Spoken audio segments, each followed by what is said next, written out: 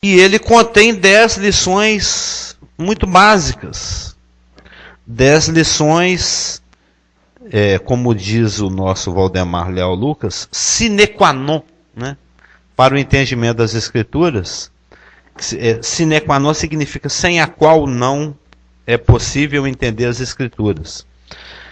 O entendimento dessas 10 doutrinas, elas nos ajudam a não confundir os textos. Saber o que é de quem. Por Carlos Augusto não pegar a bula do remédio feminino e achar que é para homem tomar. Aí ele fica tomando estrógeno, ela fica tomando testosterona, aí a Cida vai ficar patola e o Carlos Augusto vai ficar com a voz fina. Né? Fica estranho. Né? Vai começar a nascer seio no Carlos Augusto.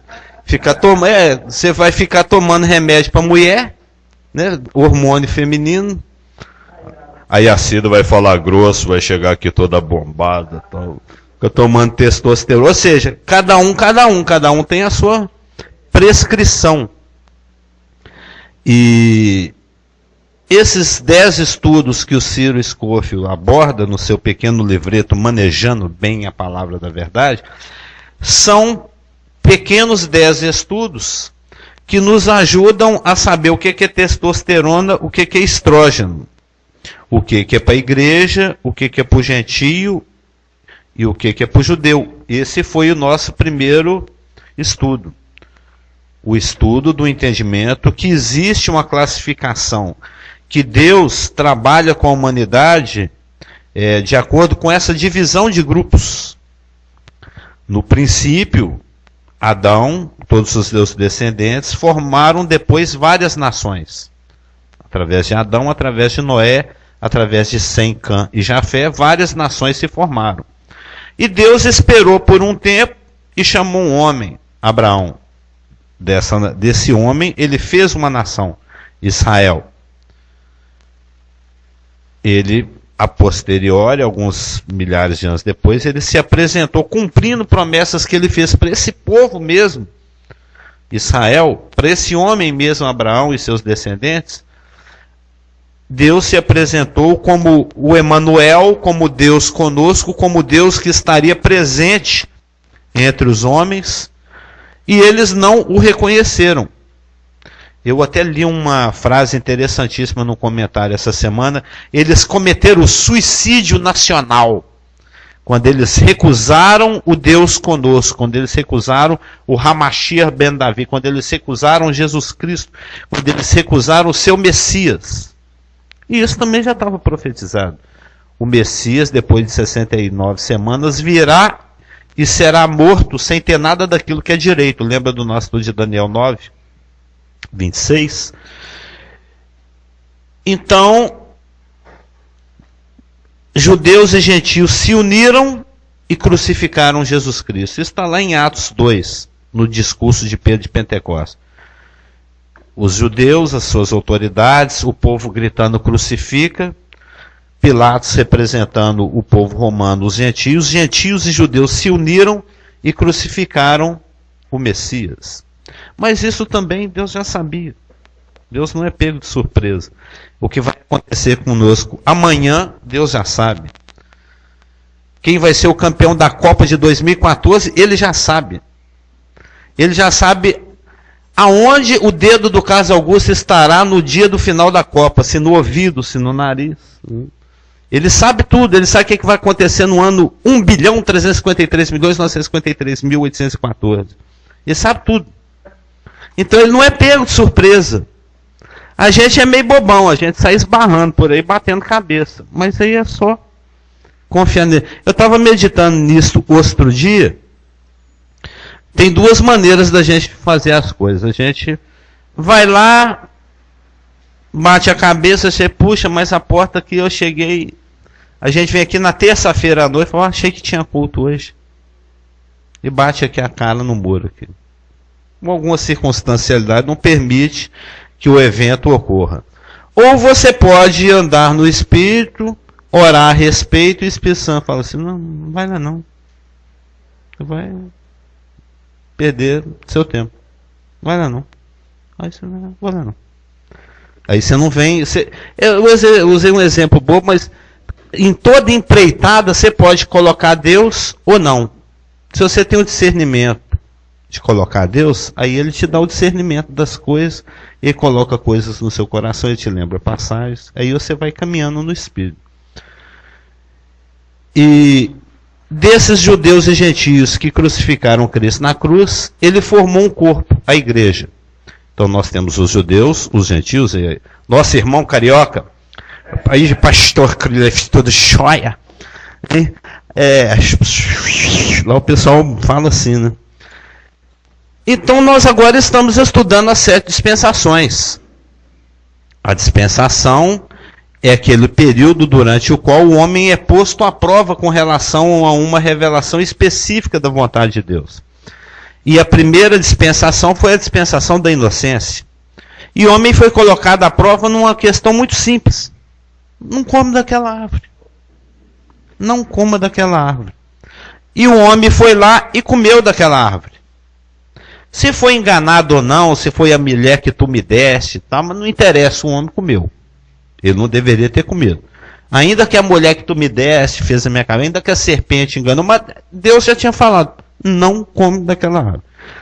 Então, sendo a dispensação um período de tempo no qual o homem é testado na sua obediência com relação à vontade específica, uma revelação específica de Deus para ele, o propósito das dispensações é demonstrar o fracasso humano, é evidenciar a sua fratura espiritual, a sua incapacidade de depender de Deus.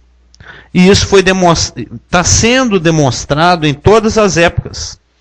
Todos esses 7 períodos que o Cronos, que o tempo existente, percebe-se que possa ser dividido. Na inocência, depois na consciência. A consciência veio para governar o homem, dizendo para ele o que é certo e o que é errado, mas o homem não somente deixou de fazer o que era o bem e o correto, mas ele aprofundou tanto no exercício do mal, fazendo mal, ainda que a consciência dele falasse não faz. Tubal Caim não mata o rapaz, só porque ele pisou no seu pé, não mata não, puf, matou o cara. Aí pisou no meu pé. Outro dia aí um cara aí deu um tiro na cara do engenheiro, porque ele cismou que o rapaz pôs o pé para ele tropeçar. Os irmãos já devem ter visto isso aí no noticiário. O rapaz assaltando o busão. Bom dia, olha o seu amigo aí chegando. Que bom. Esse crime foi noticiado aí recente, um rapaz assaltando um ônibus, tinha um engenheiro, ele tropeçou, né? Ele cismou que foi aquela pessoa, o engenheiro que pôs o pé para ele tropeçar, ele se sentiu publicamente humilhado e matou o engenheiro, com alguns tiros no rosto, né? Você lembra? Isso foi noticiado agora há pouco tempo. Alá Tubal Caim. Tubal Caim, alguém pisou no pé dele, pum, matou o rapaz. Só porque pisou no...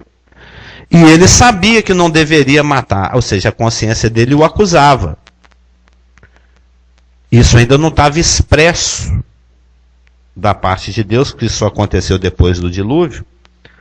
Se alguém derramar o sangue do homem, terá o seu sangue derramado. Mas a sua consciência já lhe dizia. Ainda que não houvesse lei que expressasse que aquilo fosse um crime, mas ele sabia.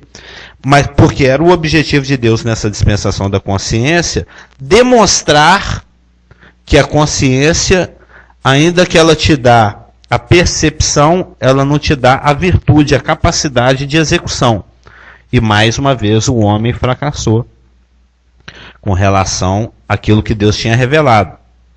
Mesmo porque o que Deus havia revelado, que vai revelar agora, por isso ele institui, após a inocência, após a consciência, ele institui o governo humano exatamente para governar as relações interpessoais, inibir que coisas assim aconteçam. Nós vimos isso é uma recapitulação.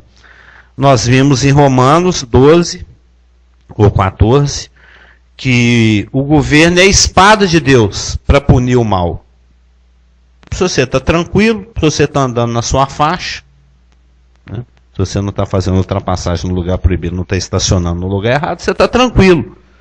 Mas quando você vai fazer uma conversão proibida, você fica procurando guarda. Aí você, opa, será que dá para dar um nó aqui? Né? Ou seja, aqui, você sabe que existe um agente da lei que tem um instrumento poderosíssimo, a caneta. Né? Aquele instrumento que atinge o seu bolso. Né? Tanto é que a pessoa anda a 240 por hora. Na hora que vai chegar no pardal, né? O medidor de velocidade, ele cai para 40. Aí ele passa bonitinho ali no pardal, passou pelo pardal 240 novamente. Ou seja, ele sabe, né, a pessoa sabe que existe uma estrutura montada de patrulha do seu comportamento, o governo. E ele respeita o governo, a maioria, né? Tem quem não respeite. Há vídeos, presídios, né? Mas o governo humano foi criado, instituído por Deus exatamente para inibir a bagunça natural humana, a rebelião do coração humano, coisa essa que não conseguiu ser inibida simplesmente pela consciência na dispensação anterior. Mais uma vez, o homem fracassa. Se na inocência ele fracassou a ponto de ser expulso do Éden, se no governo, na consciência, ele fracassou a ponto de Deus ter que dar um shift del, deletar a humanidade, por pouco não sobrou ninguém, sobrou só o Noé, mesmo assim, porque ele achou graça aos olhos de Deus. No governo humano também o homem fracassa. Eu estou seguindo aqui, quem tiver só ir seguindo.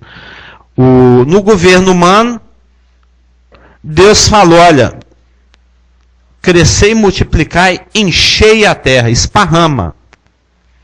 O homem vai lá e constrói uma torre. Não, nós vamos ficar por aqui mesmo. Não tem esse negócio de esparramar, não. Nós vamos aglutinar aqui, formar tudo um bolão aqui, vamos construir uma torre. Vamos fazer o nosso nome famoso. Ou seja, o homem se rebelou mais uma vez contra a revelação específica da vontade de Deus. Várias delas. Uma delas era, espalha. O homem falou, Satanás falou, não, fica junto. Aí ele ficou junto. Aí diante dessa...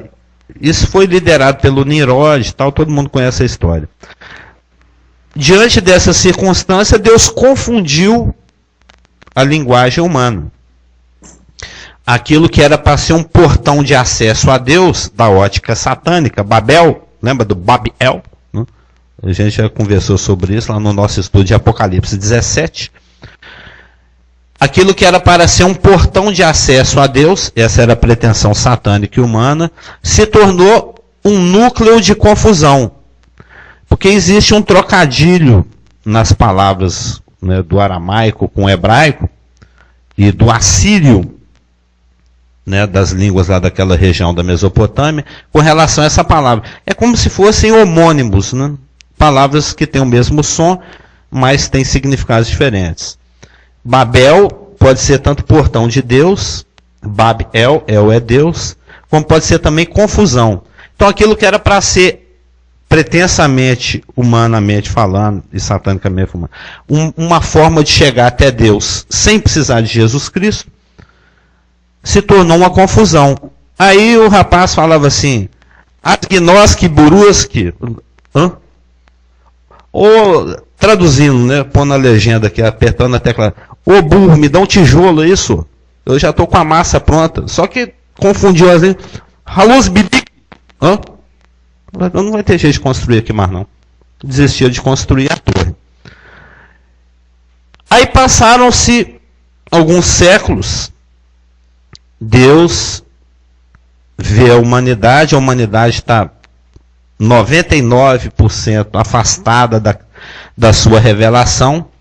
Só existe uma pequena linhagem, uma pequena família semítica que continua acreditando que Deus vai continuar trabalhando com a humanidade, que Deus não desistiu da humanidade. Aquela linhagem que a gente vê a sua revelação genealógica em Gênesis 5 e em Gênesis 10, que depois é repetido lá em Mateus 1 e Lucas 4, existe uma família que não desiste de Deus, que encontra graça em Deus a ponto de continuar acreditando que um dia Gênesis 3,15, a promessa da semente da mulher, um dia vai ser cumprida. E dessa família que na época morava, ainda que idólatra, ainda que num centro urbano de avanço tecnológico muito grande, que era Ur dos Caldeus, Ur dos Caldeus era Nova York da época. A Babilônia, na época, a região da Mesopotâmia, né, aquela região que fica entre os rios Tigre e Eufrates, era a região que bombava na época, era os Estados Unidos, todo mundo queria ir para lá. Né? Tinha até os coiotes que atravessavam o pessoal pelo rio para jogar lá para dentro da Mesopotâmia. Ou seja, era um lugar de extremo avanço tecnológico, era um lugar onde se conhecia profundamente coisas que hoje nós ainda não estamos lá. Eles já estavam lá. Se perdeu aí na poeira do tempo. Avanços matemáticos, de física, de astrologia, de astronomia, eram avançadíssimos. Sim. Eles eram tão bons que eles criaram até escrita. Aquela escrita cuneiforme. Né? Eles pegavam um galho, cortava ele assim, e aí ficava aquele 3. Né? Era um caule na forma de tridente. Aí com aquilo eles iam fincando assim no barrinho, na argila. Aí ia formando as letrinhas e depois cozinhava. Tem tabuinha dessa até hoje. Está lá no museu. Uma tábua de barro que foi feita há 4, 5 mil anos atrás. Está lá inteirinha. Você vê que o material é bom, né? Tecnologia bem desenvolvida. Tem papelzinho que você pega no banco, guarda. Daí um mês você vai olhar. O que estava escrito aqui? Só tem um papel amarelo. Não tem mais nada ali. O negócio tem 5 mil anos. Está lá até hoje. Oi? Sim, para você perder os dados e não ter como correr atrás lá, advogado. É lógico, porque é isso. Depois falou, eu vim reclamar desse produto aqui. Que produto? O que está escrito aqui? O que está escrito aqui? Não está escrito aqui não. Então não tem processo, não tem ressarcimento, não tem devolução. O negócio é feito para estragar, todo mundo sabe disso. Né? É o capitalismo selvagem. Então, só pode ser. É aquele zíper que já vem com a lima, né? Depois de 20 usos, tem que trocar o zíper. Ele já vem com a lixa lá dentro dele para estragar o negócio. Então, o Deus chama dessa hipermegalópole, né? Uma cidade gigantesca, avançadíssima, que era Ur dos Caldeus, e fala, sai daí. Vem andar no deserto. Vai lá. Vai para lá. Para lá onde? Não vou te falar não, vai para lá. Ou seja, ele vai para um lugar que ele nem sabe onde é. Isso está lá em Hebreus 11. Falou, larga sua parentela, larga seu pai, larga sua família, larga tudo e vai para uma terra que eu vou te mostrar ainda. Ou seja, ele chamou Abraão para viver pela fé. Que é isso que a gente faz hoje, né? A gente vai seguindo e depende de confiar em Deus, crer na sua suficiência, crer na sua soberania, a ponto de descansar em que Ele sabe o que está fazendo. Tem hora que a gente não entende de maneira nenhuma, não tem lógica nenhuma isso que Deus está mandando eu fazer. Mas Ele é o patrão, eu sou o doulos, né? Eu sou o escravo, o empregado, então vou obedecer. E Deus chamou Abraão para uma vida desse estilo. Uma vida de fé. Tanto é que ele se tornou o pai de todos aqueles que vivem dessa forma. Essa é a dispensação da promessa que nós estamos entrando. A primeira, segunda, terceira, quarta. Não, você citou sobre os semitas e o sionismo também, né? Sobre os sionistas. Né? Não, falando de semita, minha família é de 100. Mas os sionistas, você citou essa palavra que vem dos semitas. Não, eu falei sionista não. Sionista é agora um movimento moderno que tem 100 anos. Okay. Né? Mas que vem dessa linhagem. Claro, é um movimento, o movimento sionista ele é dos semitas. Pois é, que exatamente é o movimento semítico. Que eu queria falar, porque está tão presente em nossos dias, nos jornais, na televisão, esse movimento. E antissemitas, e tem muitos que são contra o que Deus tinha estabelecido. E muitos não, maioria.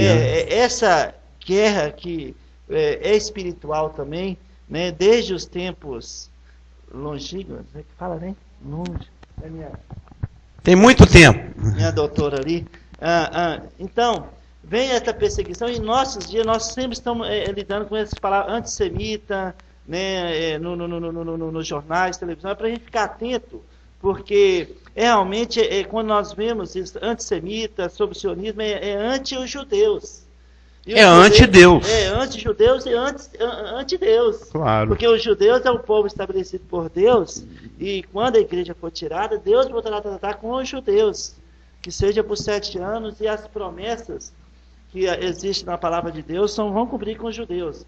Então, que eu já não foram anuladas. Inclusive, não foram anuladas. Mas 99% dos cristãos creem que foi. Pois é, infelizmente, isso é porque não esquadrinha, não maneja bem a palavra da verdade. Não sabe recortar. O Filipinho já sabe colocar coisa redonda no lugar redondo, e coisa triângulo no lugar triângulo, e coisa quadrada no lugar quadrado. Mas esses teólogos tentam encaixar o quadrado no círculo, né? Aí não tem jeito. Mais burro que o Felipe. E é isso que, infelizmente, no nosso meio, como você bem citou, pelo fato de não manejar bem a palavra, de dar muita ênfase em outras coisas, em vez da palavra de Deus, porque é ela que faz diferença em nossas vidas. Irmãos nossos na fé, eles, muitos, porque está na moda, eles entram nessa onda também.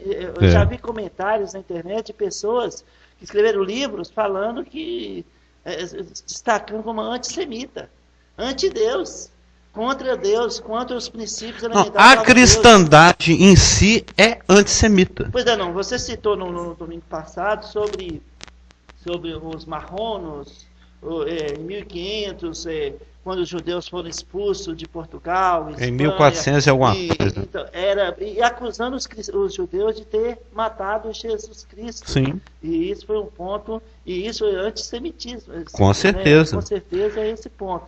Praticado por cristãos, inclusive protestantes, Lutero, Calvino, porque não entendia as escrituras. Que se diz aquela rainha lá da Espanha que arrumou um casamento no dia de São Bartolomeu e na noite armou toda a população para matar todos os protestantes. É igual a noite dos cristais lá na Alemanha, na então, pré-segunda guerra. Só para a gente ficar atento, porque essa palavra semita, antissemita, ou sobre o sionismo também, é tão presente em nossos dias. Para nós não entrarmos na onda de porque o João e o Filisberto apoiam o antissemitismo, eu vou apoiar. Isso eu estou apoiando, se eu fazer isso, eu estou indo contra a palavra de Deus e contra Deus. Sim, evidentemente. Porque o mundo jaz no maligno, ele é o príncipe desse século, ele manipula as coisas, em especial as informações, para conduzir a humanidade e, se possível, a igreja, e, se possível, os nascidos de novo, a andarem na contramão da vontade de Deus, sempre. Sim. Sim.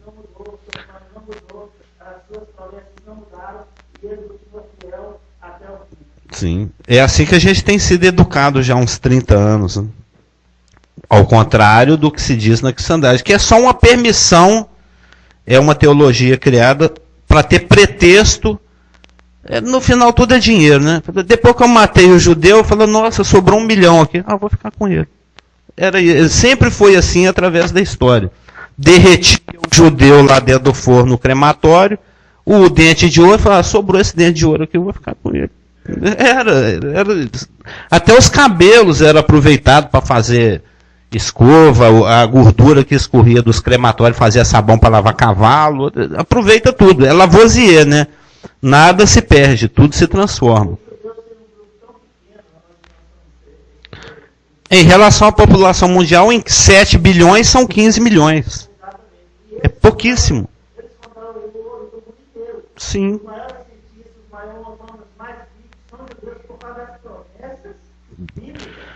que é essa aqui que eu estou querendo abrir agora. Gênesis 12.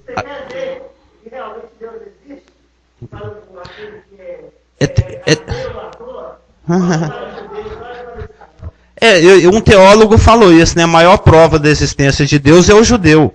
Não, imagina, nós estamos agora em 2013. Aí chega aí alguém e esparrama o brasileiro no mundo inteiro, que é um dos juízos do descumprimento da lei, que nós vamos ver daqui a pouco, a dispensação da lei. Monte Ebal, é que a panela ia furar, né, e etc, etc. Isso é Deuteronômio 28, e por fim eles seriam dispersos pelo planeta inteiro. Isso aconteceu no ano 70. Nós estamos no ano 2013, já tem 1943 anos. Imagina o povo brasileiro ser disperso pelo mundo, agora em 2013. Eu no 1940, eu vou pôr 2000, né? Imagina no ano 4013, ainda tem brasileiro preservando as nossas tradições, o sambinha, né? O acarajé, o tutu. Nós estamos esparramados no mundo inteiro, mas ainda a gente faz frango ao molho pardo, tutu, acarajé, ainda samba o carnaval em fevereiro, ainda que está em todos os países do mundo esparramado. Isso é o judeu, isso é praticamente impossível. Todos os povos que se misturam se perdem. Existia um povo na antiguidade, o assírio. O assírio, quando ele conquistava uma nação, ele sabe que o maior fator de complicador da dominação é exatamente o senso de percepção de unidade nacional. Isso é explicado em psicologia, é o efeito manada, né? Eu não jogo pedra na janela sozinho, né? Que o diretor vai me pôr para fora da escola. Mas se tiver um monte de gente fazendo, eu faço também. É o efeito manada, né? Isso está em psicologia. O ser humano, quando ele está em grupo, ele se sente mais capaz de fazer as coisas, inclusive de resistir, né? Isso está ao longo da história. Tem aquele filme lá fantástico do Brad Pitt lá, que é o judeu que mata nazista. Como é que chama esse filme? É ótimo filme, fantástico filme. Ou seja, é um grupo de resistência. Existiu a resistência francesa à dominação nazista na França. Sempre existem grupos de resistência. Em todas as situações, nas mais diversas épocas da história. E o povo assírio, que viveu no ano 700 a.C., eles, além de muito belicosos, né? Ou seja, eles eram muito guerreiros, eles também eram muito astutos, muito estrategistas. E eles sabiam que a questão da unidade gera resistência. Então o que eles faziam? Quando eles conquistavam uma terra, um povo, eles tiravam o povo daquela terra e esparramavam ele aos poucos no meio de outros povos. Invadia a Colômbia, eu quero a Colômbia, invadia a Venezuela, que tem petróleo, me interessa, né? Invadia a Venezuela, pegava os venezuelanos, jogava um pouco lá no Chile, um pouco lá no Canadá, um pouco lá no Quênia, pulverizava. Eles deixavam de ter uma identidade, os venezuelanos. Aí invadia o Brasil, aí sobrou vaga lá na Venezuela, joga um pouco de brasileiro aqui, um pouco de brasileiro acolá. Por isso que as 10 tribos se perderam. Teoricamente, Deus sabe quem são eles. Porque lá na tribulação vai haver 12 mil de cada tribo. Mas quando Israel, que é o reino do norte, porque houve uma guerra civil, e Israel, depois de Davi e Salomão, se dividiu em Israel ao norte e Judá ao sul. Judá cultuando em Jerusalém, e Israel cultuando em Samaria e Dan. E houveram reis no norte, houveram reis no sul, e houveram profetas avisando: gente, vocês estão fora da rota, vocês estão saindo da palavra, volta para a palavra. Às vezes voltava um pouquinho, às vezes voltava muito, às vezes não voltava nada, e a coisa foi desviando cada vez mais, a ponto de Israel e Judá serem comparados a duas prostitutas que abandonaram o seu marido. Só que a do norte pecou tão mais, porque a do sul ainda tinha um palitinho de fósforo de revelação. O do norte não tinha nada. Eles recusaram totalmente a revelação de Deus. Aí, tanto é que a tribo do sul, as duas tribos do sul, a nação do sul, Judá formada por Judá e Benjamim, ainda duraram até 586. A do norte caiu em 722, quase 2 séculos antes, 1 século e meio antes. E vieram os assírios e conquistaram as tribos do norte, as 10 tribos do norte, e esparramaram eles. Isso chama caldeamento dos povos. Caldeou, jogou em caldeirões por aí afora e perdeu. Sumiu na história. Já as duas tribos do sul que compõem a nação de Judá, que não em 722, mas em 586 depois de Cristo, foram levados cativos por Nabucodonosor lá para a Babilônia. A gente já estudou isso em Daniel e em vários outros estudos. Eles ficaram lá 70 anos e depois voltaram. Como eles não foram caldeados, pulverizados, esparramados, aí eles mantiveram a identidade. A ponto de lá no cativeiro, eles preservaram a sua religião, já não tinha o templo mais, já não tinha mais como sacrificar, aí eles criaram a sinagoga, que era um lugar para ler a Torá, para manter as tradições. E o povo judeu, ainda que disperso pelo mundo desde o ano 70, não existia o Estado, a unidade federativa Israel, do ano 70 até 1948. É muito tempo. É muito tempo esparramado. Ainda assim, eles não se misturaram, não se casaram com outros. Houveram casos pontuais, né? Mas não como um todo. E preservaram as suas tradições, continuaram cultuando, celebrando a Páscoa, celebrando o Shavuot, celebrando o Yom Kippur, celebrando tudo, mantendo a forma de comer, a forma de vestir, a forma de orar, a Torá, a leitura da palavra. Ao longo de quase 2000 anos, eles nunca deixaram de se reunir todo sábado para ler a Torá. Todo sábado. Até hoje. Isso até Jesus voltar, todo sábado, se for lá na sinagoga, estão lá. Estão lá, mantendo as tradições dele. Então é um povo que ainda disperso pelo planeta inteiro, não sumiu, não deixou de existir, o que seria muito natural. Então, a maior prova que Deus existe é que o judeu existe. Porque existe um compromisso de Deus com esse homem aqui. Está lá em Gênesis 12. Por causa da fidelidade de Deus a este homem aqui, é que ainda que Israel bata a cabeça, seja desobediente, seja infiel o tanto que quiser, ele ainda vai resgatar a sua relação com essa nação. Tem passagens em Isaías, Jeremias e Ezequiel que ele fala: olha, eu vou trazer vocês de novo das nações e vou colocar lá naquela terra lá de novo. E vou cumprir tudo que eu falei com vocês. Lembra que Deus é mineiro, né? Tudo que eu falei com vocês. E eu faço isso, não é por amor de vós, não. É por amor de mim mesmo. É porque eu sou fiel a mim mesmo e eu não mudo. Mas eu também te amo. Tem um versículo maravilhoso. Eu não lembro agora onde ele está. Ele está marcado de amarelinho em algum lugar, eu não quero perder. Mas que Deus fala assim. Eu estava até ensinando para o Rafa outro dia que a infidelidade espiritual é equivalente à infidelidade física, né? O adultério e a porneia e a moiqueia, né, o adultério e a fornicação equivalem à idolatria, por exemplo. A rebelião contra a palavra de Deus é equivalente à infidelidade conjugal. E Deus tem uma relação com essa nação, ele mesmo se declara em vários lugares: eu sou o seu marido, você é minha mulher.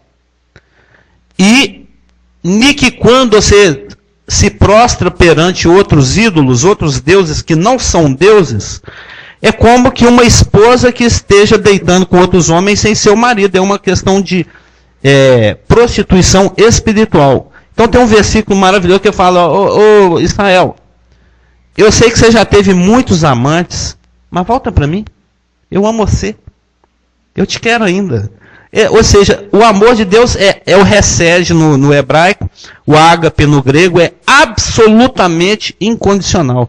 Eu achei fantástica a pregação do pastor Cliff domingo passado. Eu não parei de pensar nela até hoje. Tem uma semana eu ainda estou meditando aqui. Sansão dorme com a prostituta, acorda de manhã, toma um banho, o Espírito Santo enche ele e ele faz a obra de Deus. A graça é absolutamente fantástica. Ele passou a noite com a Dalila, no dia seguinte ele arranca os portões de Gaza e carrega nas costas igual um guarda-chuva de pluma, né? Porque ele tinha as manhas, né? Ele era o Sansão. É tipo Hércules, né? O cara é fortão. Mas é outra história lá de Juízo. Então, Gênesis 12, eu estou falando isso para dar tempo dos irmãos abrir Gênesis 12, fala o seguinte: esse rapaz aí que nós estamos falando dele, o Abraão, um idólatra, um homem como outro qualquer, que Deus soberanamente... Abraão. Escolheu o Abraão. Ele quis escolher o Abraão. Podia ser o João, podia ser o Zé, mas ele quis o Abraão. É uma questão... O Abraão não era mais bonito, ele não era mais rico, ele não era mais religioso. Não dependia do Abraão. É simplesmente uma questão de soberania. Deus quis assim. Pronto, acabou. Então, Gênesis 12, 1 diz o seguinte: ora, disse o Senhor a Abrão. Na época era até... ele nem chamava Abraão. Ele chamava Abrão. Abrão para Abraão é de paizão para o paizão de multidão. A diferença é essa. E é um nome, como eu estou falando, a relação de Abraão com Deus era uma relação de fé, que ele chegou para uma pessoa que tinha uma mulher estéril e falou assim: ó, você vai ter tanto filho, mas tanto filho, que as estrelas e a areia do mar é pouco para comparar com o tanto de filho que você vai ter. A minha mulher é estéril, o senhor está sabendo, né? E tomara que o meu filho, que eu dei um jeitinho aqui de arranjar para te ajudar, né? Que foi o filho que ele teve com a escrava, a egípcia Agar, que era o Ismael, que gerou essa encrenca que está aí até hoje, que são os árabes. Tomara que ele viva diante de ti. Esse bate-papo está aqui no Gênesis 15. Eu falei: não, sou, lembra, Deus é menino. Não sou. É o rapaz que vai nascer de você mesmo.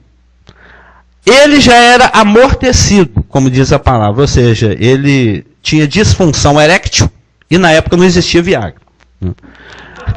A mulher dele era estéril. Ele já tinha 99 anos. A mulher 90. É aquela história, né? A mulher atrás da cortina da tenda lá, como diz aqui em Minas, assuntando, né? Escutando o papo de Abraão com Deus, né? Atrás da cortina lá. Aí Deus fala assim: não, daqui a 1 ano você vai ter um neném. Vai nascer um menino bonito aqui. Tem esse rapaz aqui, ó.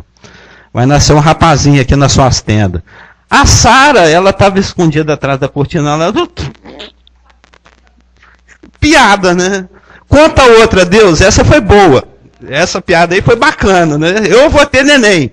Com 90 anos. Meu marido tem disfunção erétil. Eu vou ter neném. Tá, beleza. Ela até riu. Aí Deus falou assim: o que você está rindo aí, senhor? Eu sou Deus, se eu estou falando que você vai ter neném, você vai ter neném. E vai chamar até risadinha. O seu neném vai chamar risadinha. Isaac, né? Gargalhada, riso. Porque você riu.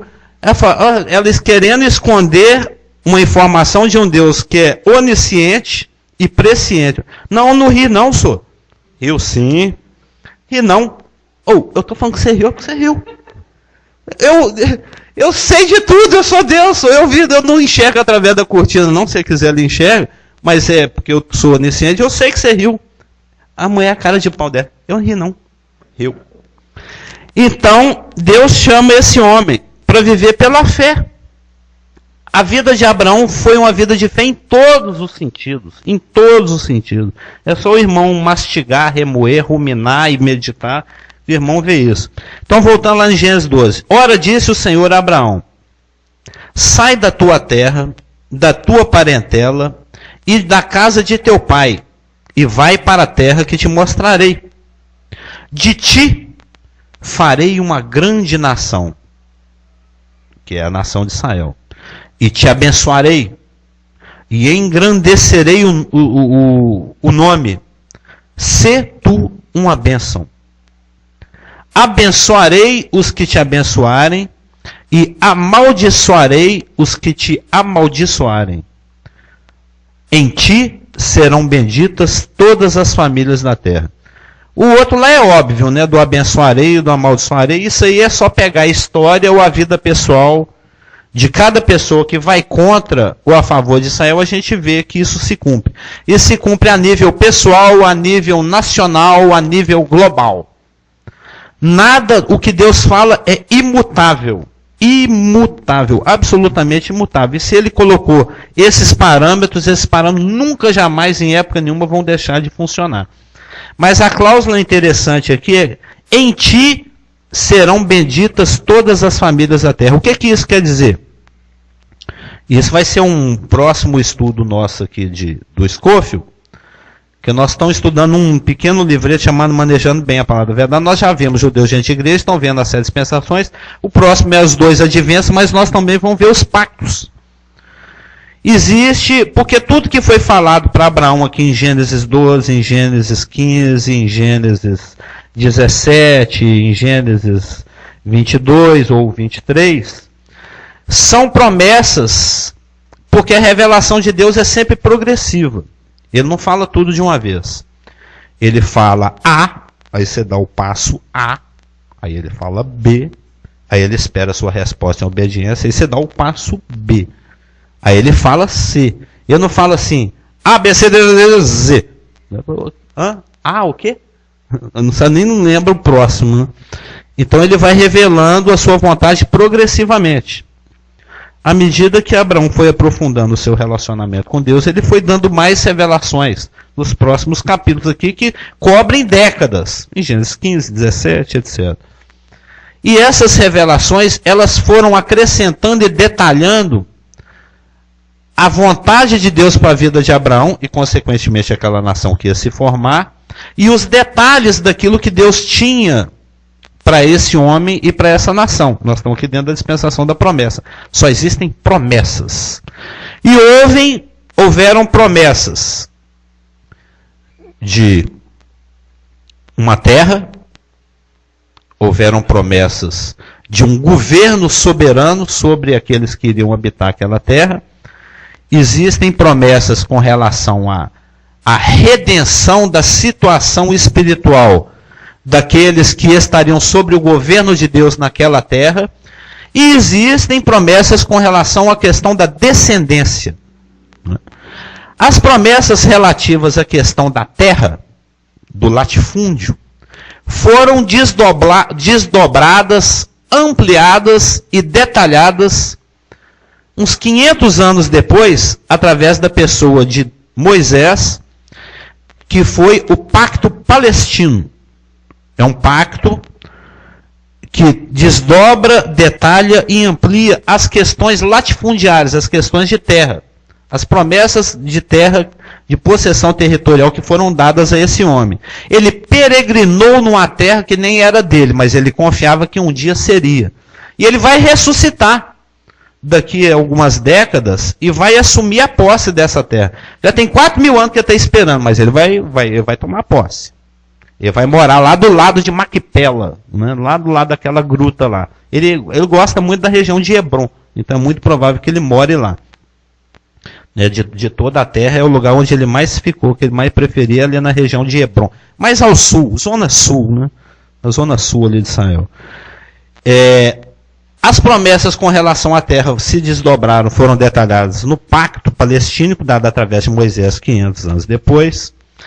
As promessas relativas ao governo messiânico, ao governo teocrático, ao governo kratia, governo, domínio, teo, Deus, ao governo de Deus sobre aquele povo que habitaria naquela terra, foram ampliados e detalhados através do pacto davídico. É o pacto que Deus fez com Davi. Esse pacto se encontra em 1º ou 2º Samuel 7. É quando Deus falou: Davi, eu gosto muito de você. Lembra que Deus é brasileiro. Eu gosto muito de você. Eu vou estabelecer seu reino para sempre. Você vai mandar nesse negócio aqui forever.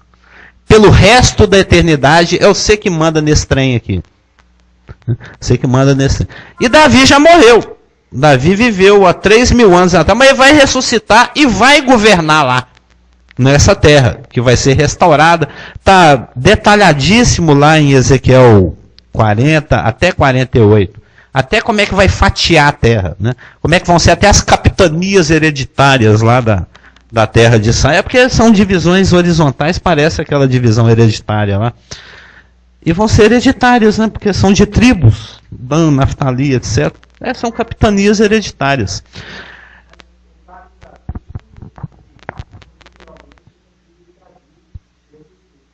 Como é que é? Se cumpre literalmente aqui? Sim, sim. Claro. Mas vai ser uma corregência que chama, né?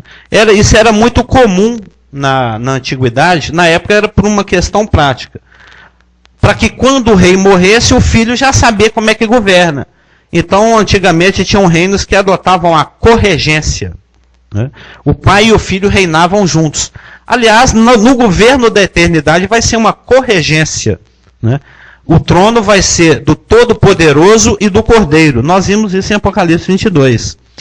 No governo milenário, né, do governo teocrático de Deus sobre o planeta a partir de Jerusalém, também vai ser uma corregência, né?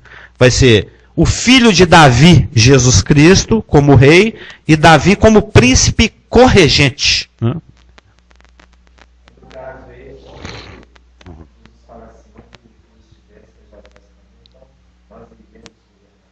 Não, nós vamos ser a rainha Esther. Vai estar lá do lado, lá, linda e loura, né? É a rainha.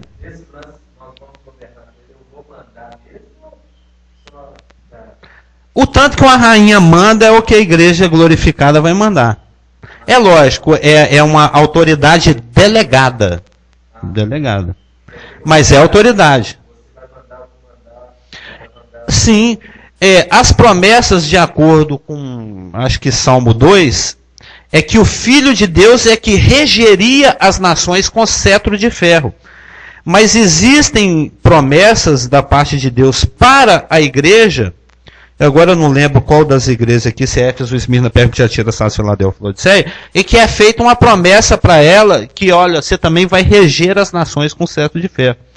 Assim como eu recebi a autoridade do meu pai, eu também vou delegar minha autoridade. Ou seja, a igreja glorificada, que são aqueles formados pelos crentes desde o dia de Pentecostes, 2.000 anos atrás, até o momento do arrebatamento, que é numa chamada a qualquer momento, né, pode acontecer a qualquer hora, vai governar com Cristo no reino, evidentemente. Sim. O mais alto funcionário público, né? Ainda que o nosso governo seja republicano, né, mas tem paralelos com o governo monárquico. O estudo do milênio. Vai ter o estudo, nós vamos entrar em todas as profecias do milênio ao longo de toda a Bíblia de Gênesis e Apocalipse. É teocratos.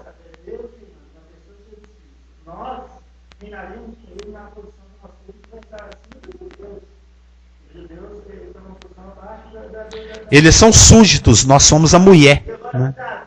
A esposa.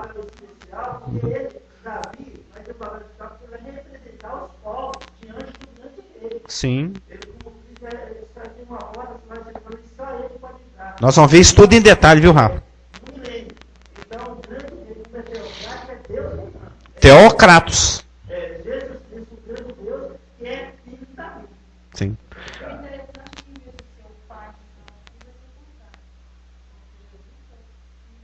É aquilo que a gente já viu nos nossos estudos. É um período de implantação. Tá. Voltando aqui, então, por exemplo, você enxerga como Israel e igreja. Eu estou enxergando onde Jerusalém tem em cima e aquelas pessoas aqui embaixo. Então eu vou estar com Jesus Cristo lá dentro da Nova Jerusalém ou eu vou estar lá com Jesus perto de Deus lá do céu? No período teocrático, né, no período do governo milenário, que é a última dispensação, a sétima ao reino, nós vamos estar ao lado do rei que estará aqui no seu trono de glória. Não, o trono de glória, não. O trono de glória é o trono terreno, em Jerusalém terrena. Sim, no planeta. Isso está em Mateus 25. Sim, aonde a vaca vai, o boi vai atrás. Eu achava que ia estar lá no céu.